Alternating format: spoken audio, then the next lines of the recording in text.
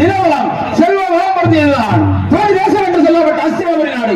அஸ்தினாபுரி நாட்டிலே பாட்டு மன்னருக்கும் கொண்டாட வைக்கும் மாத்திரை தேவிக்கும் அறந்தளத்தில் பிறந்தவர்கள்தான் தர்மராகிய நானும் எனது தம்பிமார்கள் பீமன், அர்ஜுனன், ரகுவன், சகாதேவன் என்று சொல்லப்பட்ட நாங்கள் அனைவரும் எனது தந்தையார் பாட்டு மகன் ராஜனுக்கு பிறகு இந்த அச்சனபுரத்தை அனைவருக்கும் மூத்தராகிய எனக்கு மணிமகளிடம் சுட்டி இந்த அச்சனபுரத்தை சீரம் சிறப்பாக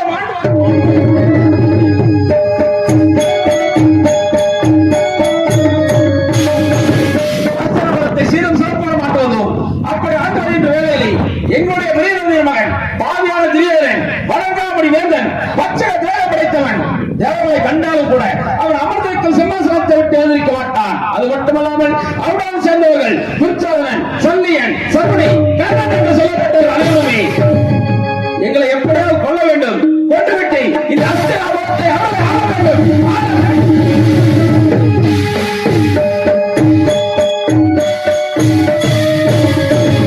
இந்த அஸ்தினாபுரத்தை அவர்கள் ஆள வேண்டும் என்ற கெட்ட எண்ணத்திலே எங்களை கொள்வதற்கு நிறைய சூழ்ச்சிகள் எல்லாம் செய்தார்கள்.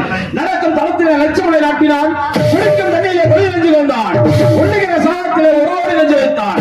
அது மட்டுமல்லாமல் அதற்கு திரு மளிகை தங்க வைத்து